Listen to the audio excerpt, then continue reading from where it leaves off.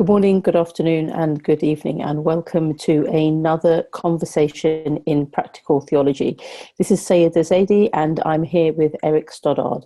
Today, we're going to be looking at power in religion, and we're going to be discussing various aspects of how power shows up, how it manifests itself, how people of religion give power within religious communities and within the faith as well. To kick off, I think I'm just going to really look at what power in religion means to me. And it's an interesting one because the first thing that comes to my mind is the fact that within the Quran, it quite clearly says that there is no compulsion in religion, which actually means that there is no kind of force to be applied to make people come to the faith. And therefore people have choice. People have an option to decide whether they come into faith or not.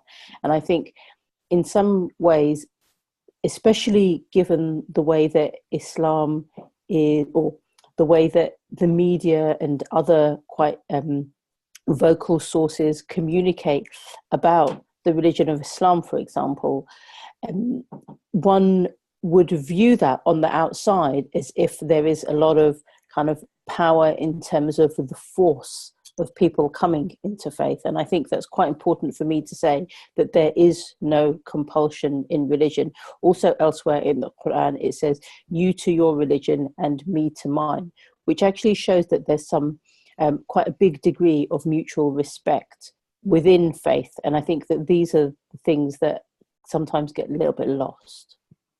Yeah, I think from a Christian historical perspective, the compulsion of Christianity with forcing, I'm in Scotland, and I can see the historical evidence of churches that impose their will on people's lives. And when you tie religious power with secular power, as it was in many times in Scottish history, people they either had to convert from Catholicism to Protestantism or back the other way, or if they were already Protestants, they had to behave in particular ways. They could be sanctioned, fined, all sorts of things. And I think it's so refreshing that for most of us, we're in situations where religion is not compelled for us. But even sometimes within, I can think within Christianity, sorts of communities that compel behavior of their members, often quite small, exclusive sort of groups of Christians, and people are not allowed an awful lot of flexibility. And to me, it's just the antithesis of what Christianity should be.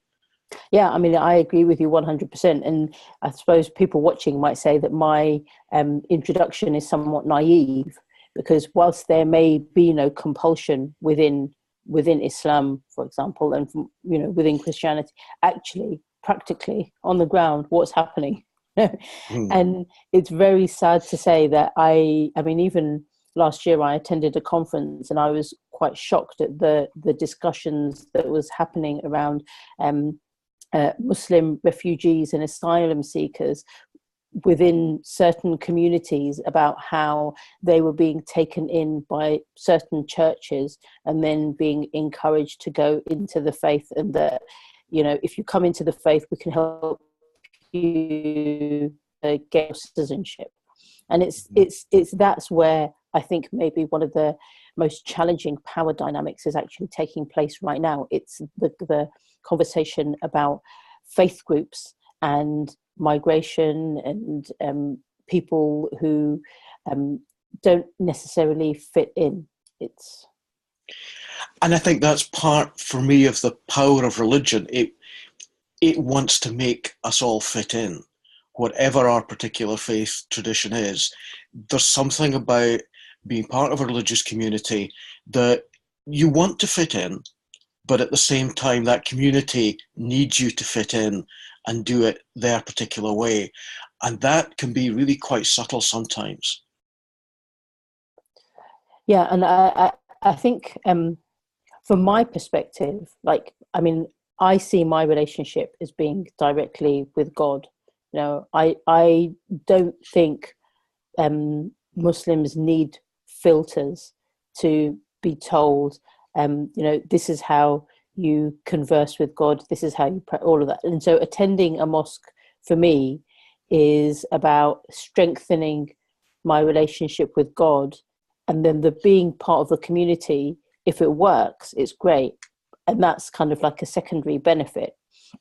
Now, what's interesting is the power dynamic within mosques, and so that it's very, very obvious who are the people in charge, and I think, especially now we're after Ramadan, one of the things that I would be quite vocal in saying is that, everybody gets leadership training and management training at work. We all learn how to communicate, but I think it's missing within faith communities. People don't know how to treat other people. So if there's a message to be said, please don't sit there, sit here, because this is for able-bodied people, or this is for people with babies, or whatever it is.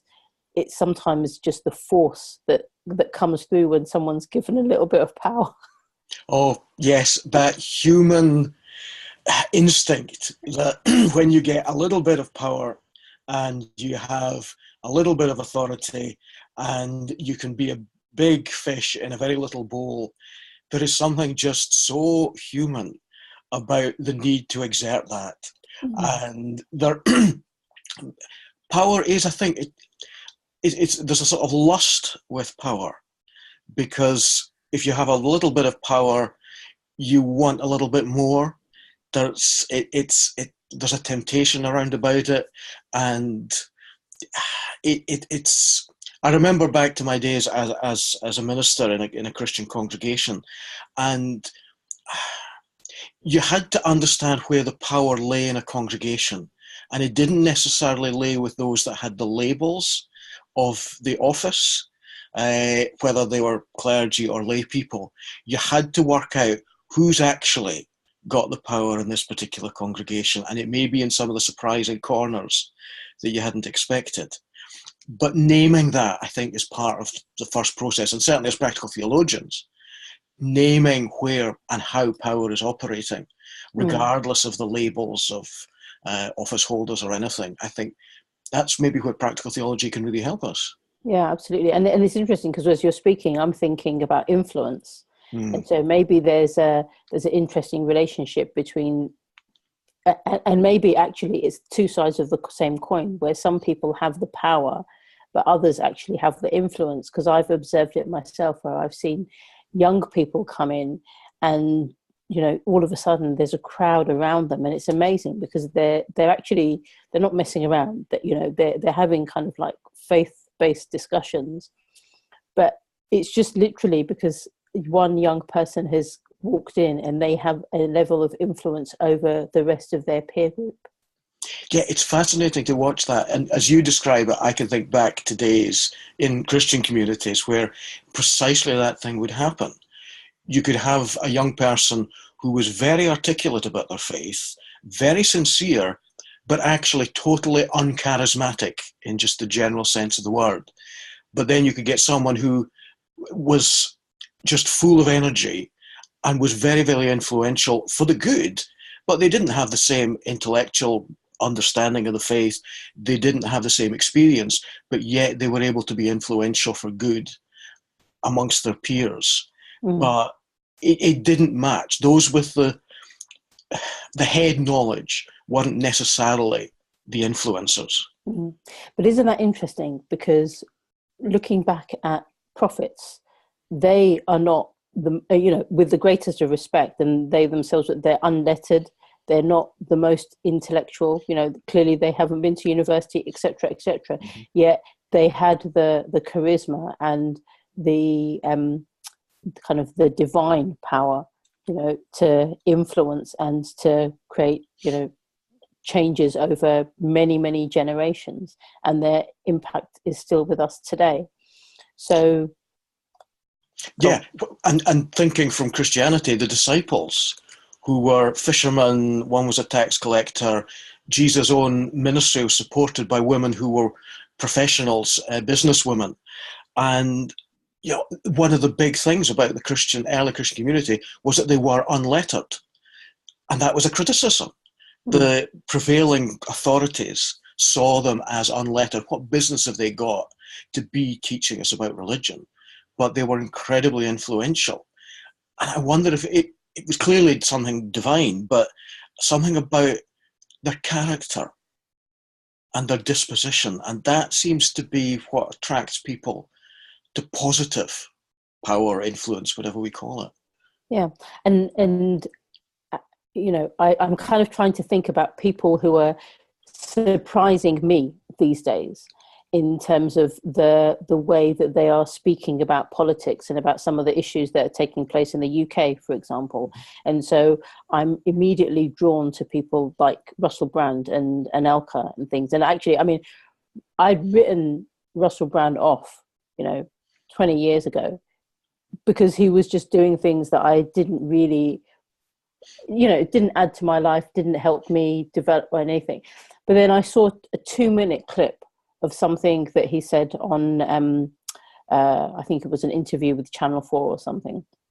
And it just fascinated me enough to buy his book. And as I'm reading his book, I'm seeing somebody who has grown up in challenging circumstances. And I think every human being can identify some challenging circumstance that they've had in their life. But what he did was, his initial response to it was to go into various different forms of addiction. And then through a massive cry for help, he got the support that he needed, and now he's able to teach others. And I just found it absolutely fascinating that in some ways we can all relate to that story. So that from a modern day perspective, we don't need to we don't need the letters, we don't necessarily need the religious education. I'm a lay person within my mosque. I have no power in any way, shape or form, but I know what I would like from a mosque, and so I only go to those places that actually appeal to me, because life is also very short, and I think I've said this before in one of our conversations. And so it's maybe it's about, where do we allocate the power, and so it's making that deliberate decision to say, actually, I have some influence over what I choose to do, and then being deliberate about it. Yeah, I think that's absolutely right, because power is not something that's just operated towards us. We respond to power, and we choose to some extent whose power that we allow to influence it. Now, we know that there are powerful forces and people with lots of not just authority, but physical strength or political strength behind them, and they can impose their will. We know that. But in everyday circumstances, I don't think we should ever lose sight of the fact that we're responding with our own power when someone in a religious community comes to us and tries to exert power over us. That we are making choices. We are responsible, but we're also agents of how we shape our own spirituality, especially if we begin to suspect that power's just getting a little bit out of hand in a religious community. Yeah, absolutely. And I think that then kind of comes back to you taking ownership of where they can exert their influence. And so there's been a couple of incidents actually when I've been to the mosque and I've gone to pray, but somebody has just come and they just want to have a chat. And then you think, actually, am I going to be the only person that they ever speak to today? Do they just need someone to listen to them for half an hour? So I have to make a decision about what I do. And I found the conversation inside my mind fascinating about this, because I thought, I can go in, I can do the kind of the prayers, the 5 prayers a day. I can do those. I have to kind of like do my compulsory prayer. But then after that, do I make the decision to have this conversation? Because if God was watching me, would she want me to have that conversation rather than sit in a congregation where I'm just listening? So it's even in there's an element of power because you making a deliberate decision to decide what to do.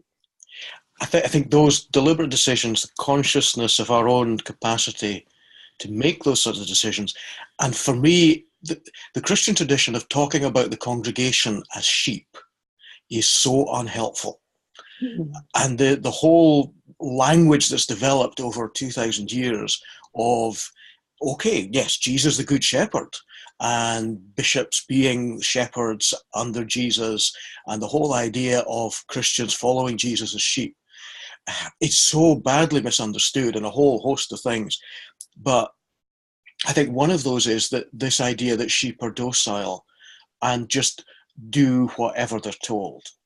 That, for me, within Christianity has been so harmful. Mm.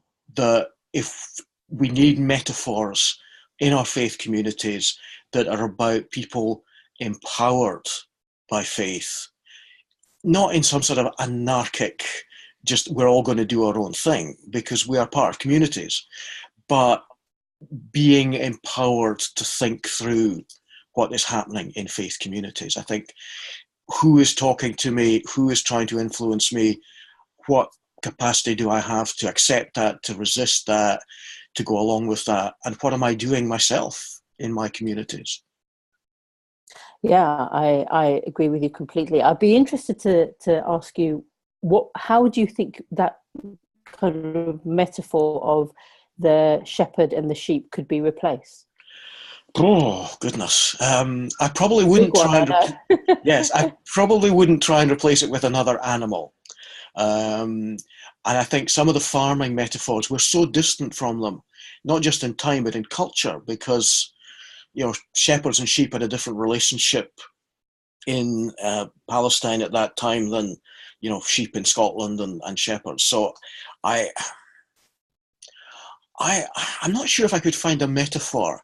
I've used in my writing the term critical discipleship, Mm. meaning discipleship that is critical for our times, but discipleship that is actually a critical exercise where people are thinking critically the whole time, and that's part of discipleship.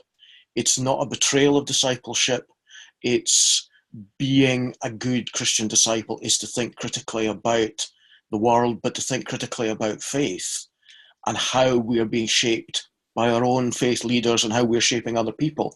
So maybe critical discipleship. I'm probably struggling to come up with a metaphor. Yeah, I think it is a hard one. It's not going to be easy to do even within this conversation. But maybe there's something to discuss in the future about the different relationships and how roles, dare I say, even were allocated by us, by leaders of the past, and how they all relate to each other. Because I think for me, this whole thing about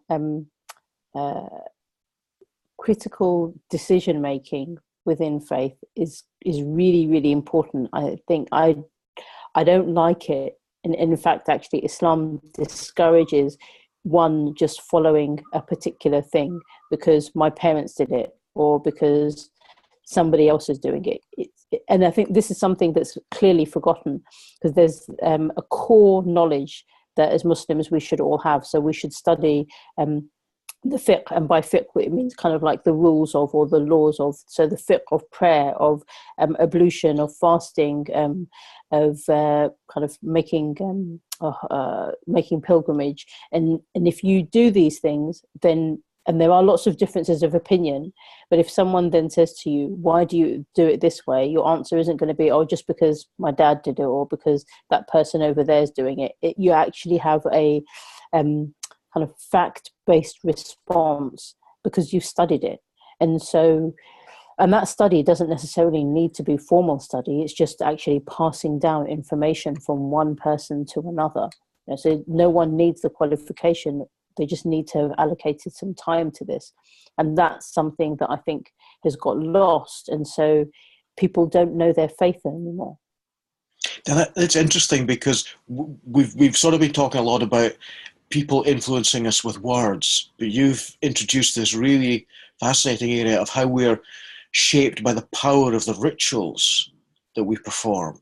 And I like this idea of really understanding our rituals, because that enriches the ritual and it gives us new perspectives on a very routine thing in the very best sense of the word, that we're doing it almost without having to think about whether we're going to do it or not. But the freedom and the simplicity that comes from that, but then the power of that to enrich us, to give us a shape to what's happening. Yeah, and a simple example of that is that we often see kind of couples walking down the street holding hands, right? And you kind of just think, oh, that's cute. You don't really do much more. But I was fascinated when I heard that in Islam, that if you hold hands, then it's as if the sins are dropping off your hand. And all of a sudden, it just made me think, like, isn't that such a nice thing that you hold your hand with your spouse and you're kind of building affection and all of that other stuff, but at the same time, any like sins that you had literally are just dropping off your hands. And so you could do it on you for me, then you're kind of doing it on two different levels, and of course no one forces it or anything, but it's just a simple act like that builds connection. And it also then it takes a new meaning to an act that you might do for, just nothing other than creating a bond. But now you're doing it on a whole different series of levels. And I think as I'm speaking about it, I also wonder if God is observing this and then even putting more kind of love and all of that hippie stuff within the relationship because he's seeing you doing this. Yeah, and my mind's immediately going to some photographs of people holding hands in political settings.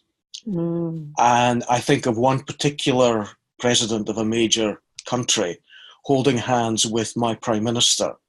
And the body language there, so different to what you're describing. And hand holding being a powerful way of communicating or resisting. And then we've seen in the more recent months various other world leaders shaking hands with that president and almost getting into a sort of wrestling match and leaving white finger marks on the president's skin because they've been gripping so tight, and the power struggle going on in the shaking of hands, let alone the holding of hands.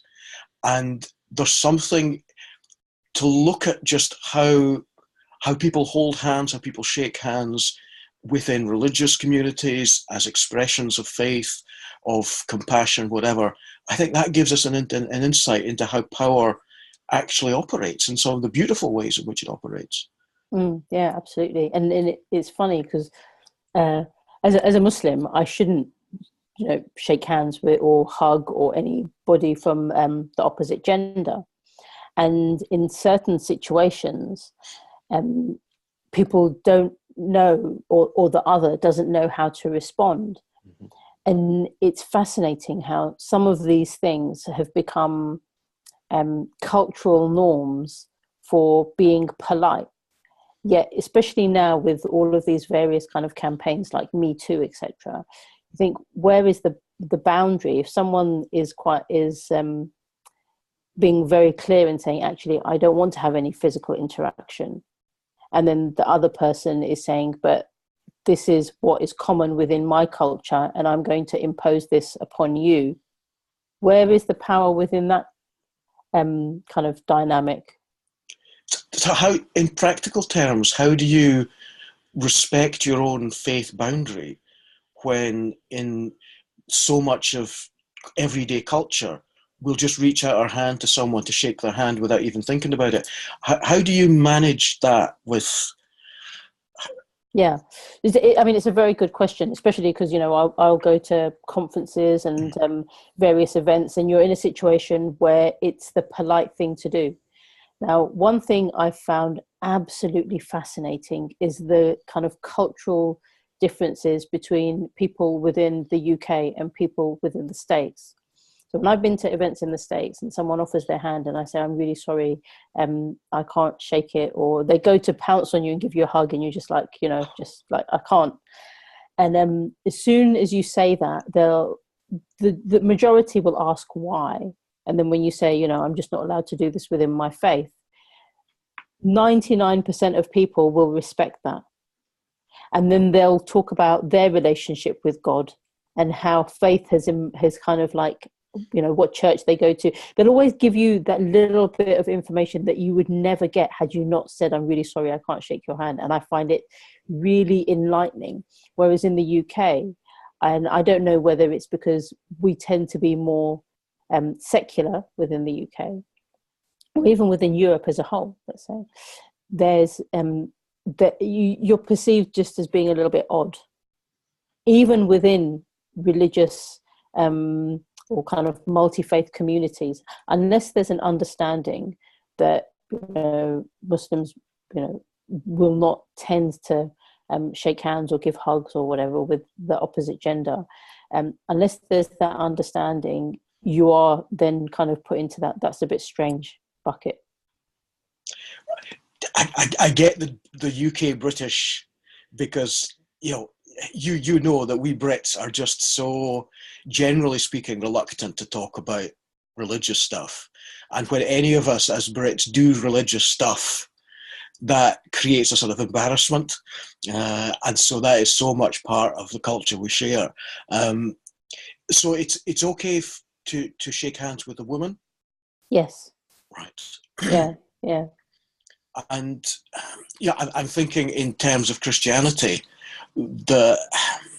within many services, certain types of Christian service, we have the sharing the peace, where it's as part of the Mass, there's that communicating of Christ's peace where we're supposed to shake hands, but then you get into this horrible situation where, is this person expecting a hug?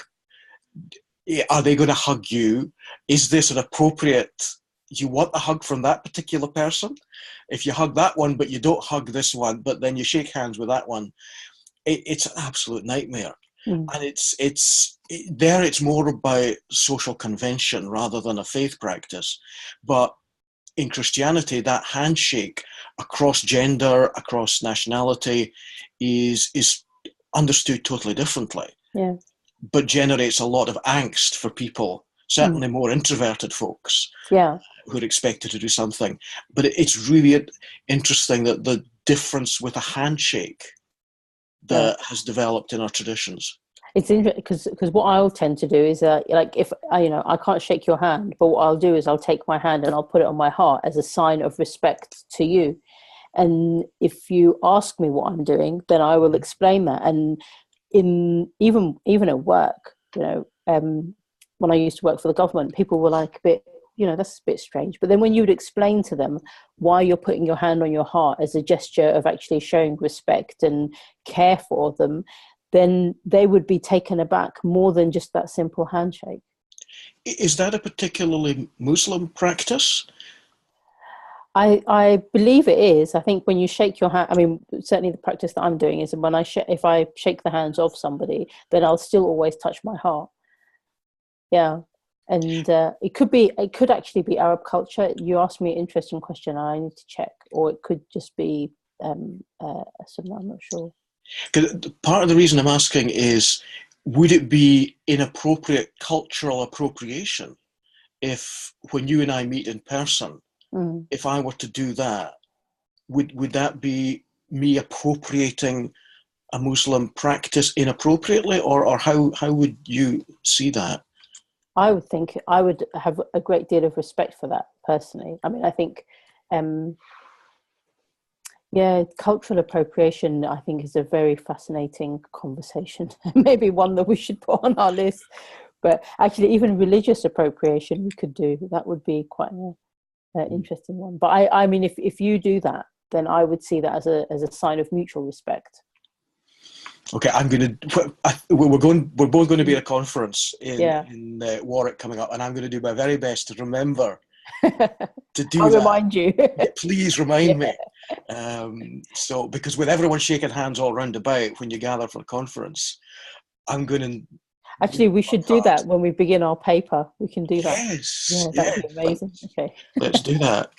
Yeah, and I think there is something about recognizing how power works in our individual circumstances, and, you know, like the power of a handshake and stuff, and how that shapes how we think about our faith, how we think about other people, because the way that we use power, I think, is indicative as to how we're understanding our own faith. Yeah, absolutely. But I think as individuals, it comes back to where we allocate the power. We have a deliberate choice to make about who we even give power to.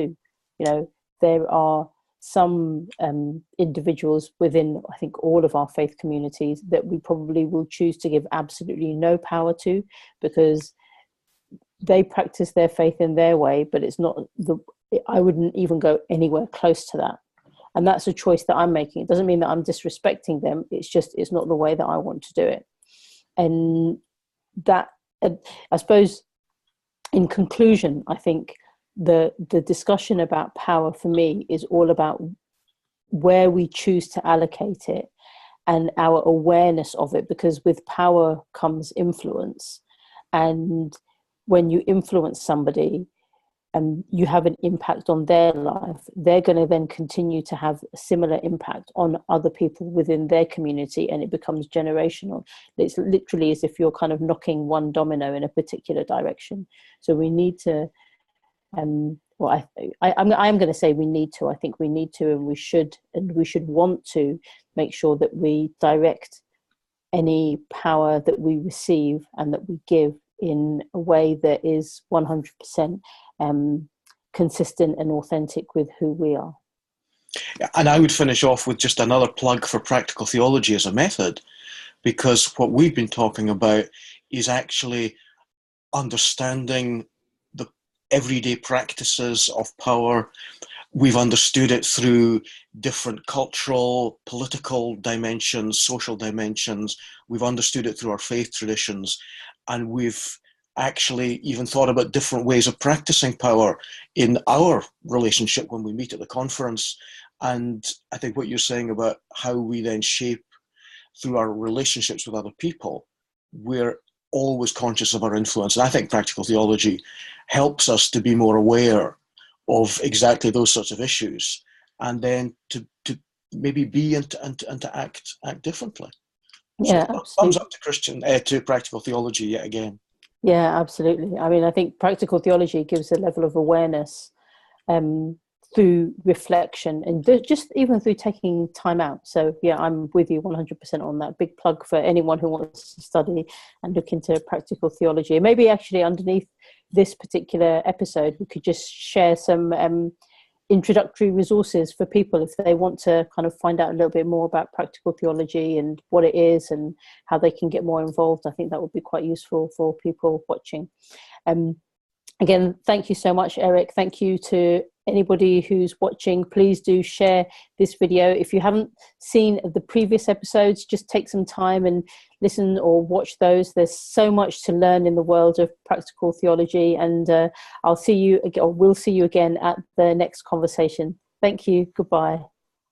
Bye-bye.